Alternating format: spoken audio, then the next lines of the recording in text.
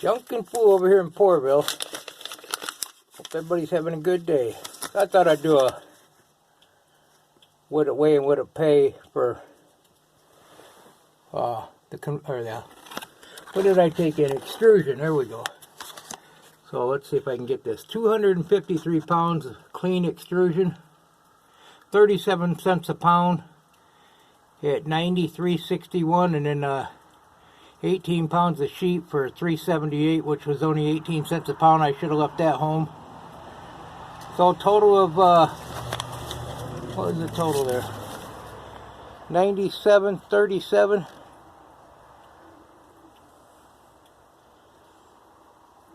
Yeah, at one time that would have been closer to $200, but what can you do?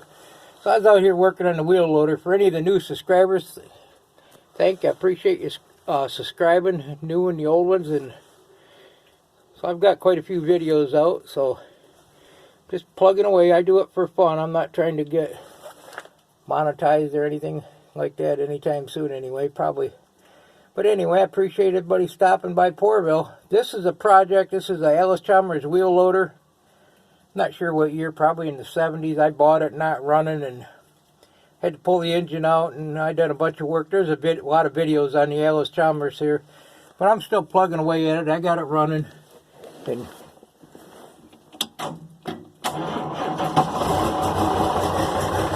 been working on the hydraulics.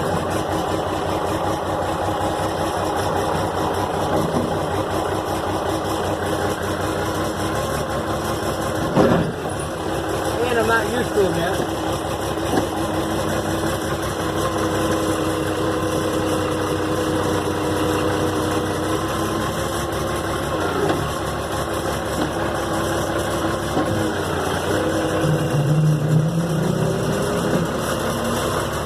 Their handle's a little sticky, and I rebuilt the valve body so it's in adjustment now.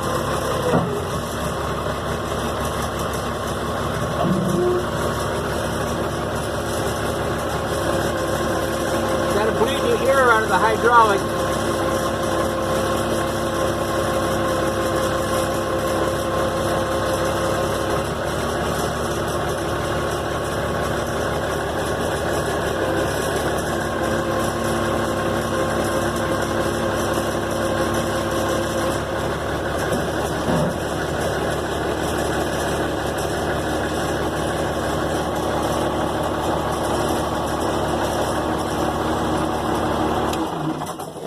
Yeah, I got two 1,000-watt cold cranking amp batteries in this. I just bought a couple months ago. I'm going to climb out here if I can do it without breaking my neck. This is articulating steering, 4-wheel drive. I drove by it at a storage unit, and I got the dash out. I put the shift cable in there, was missing from high to low, and I had some issues with it getting it going, but it runs really good. Ended up having the ejection pump rebuilt. Couldn't get it to prime up, and there's one of the batteries. I got to put the brackets on if I can drive it. I'm actually only starting with a 1,000-amp battery. It starts pretty good. That's the other one I got in the garage. I got a couple brackets I messed up. So this is like a glow plug deal here, and I'm not getting no power to that. But if I plug it into the block heater, it fires right up no matter how cold it is. I had it plugged in for, it was super cold, and I hit the key barely and it fired right up. But my light bill went up $25 for this, and I had my backhoe out back and it went up another $25 for a month. So I unplug them unless I need them. So I raised my light bill $50. So yeah, some of that stuff. I got a leak up here. Let's see if I can find the one thing. Everything's covered with snow, so I probably can't find the part I put in there. Or the parts. I put a bunch of parts in the thing. I just rebuilt this, and I got a drip at the top. So now I got to pull that off and I guess plug it, because it holds 38 gallons of hydraulics. It's probably still a little low, but I got to pull that off and get that to seal. I tried tightening it, and so that's the only leak I got, which is somewhat of an easy fix, other than trying to catch the hydraulics without making a big old mess. And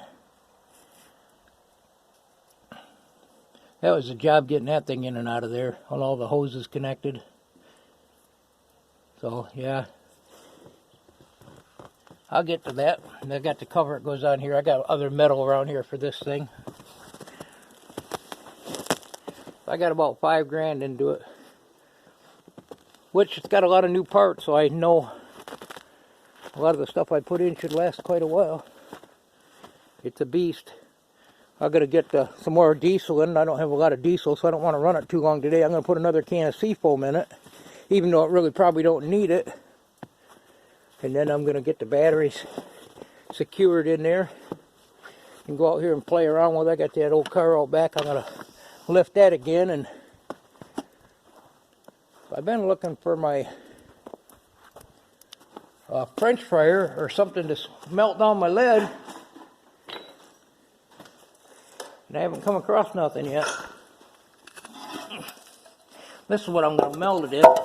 Cast iron pot there. I'm going to get the descaler over here and clean that all up. It was out in the chicken coop. They were using it for a water dish. So I've been cleaning my aluminum. Took that in. I still got quite a bit around here.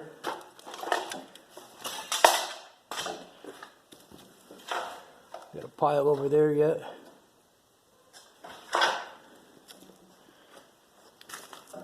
I did go over to the building we bought over there, the house over there we're working on, and got my broom back.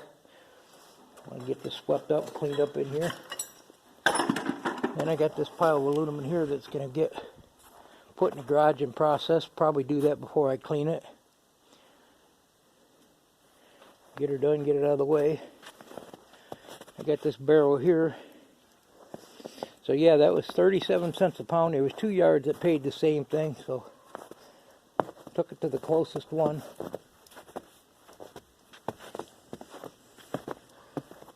Just out looking around, seeing what I can find out here. Pretty nice day out today.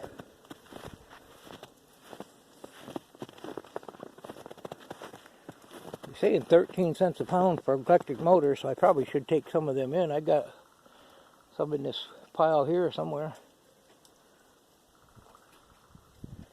Ice is all melting, snow's melting.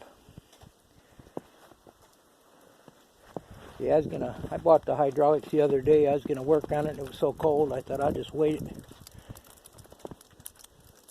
There's something to almost melt that down in up there. Probably can't see that, but there's probably something in this pile. I looked through here earlier for some like restaurant equipment, see if I could find something similar to a French fryer. I don't know. The one I got might have been warped because I melted down so much aluminum in that. And they get really hot.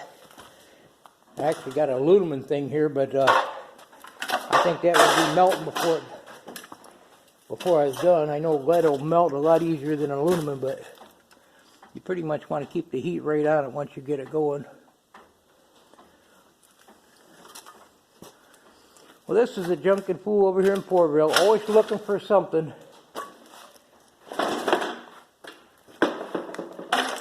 Plugging away. If I make $1, I won't holler.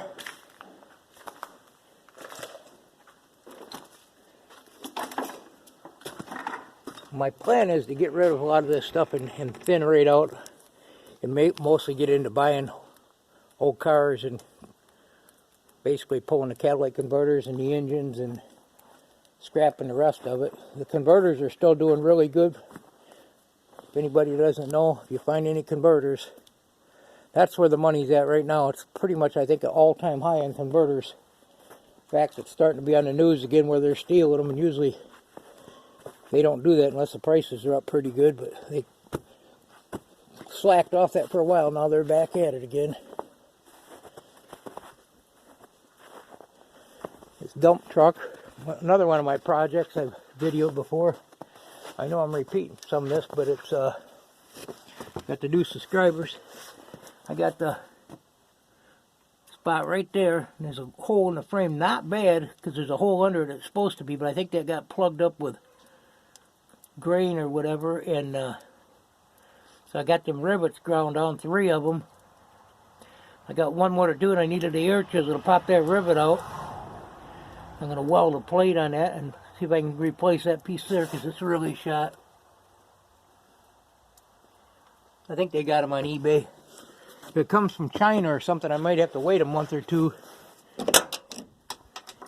Yeah, it might have the coronavirus or whatever they're calling it now, the something 19. 43,771 miles. I plan on using this to start hauling my stuff in it. A lot of it I can load with a backhoe or even this beast. So it's an Allis Chalmers 940 if anybody's got one.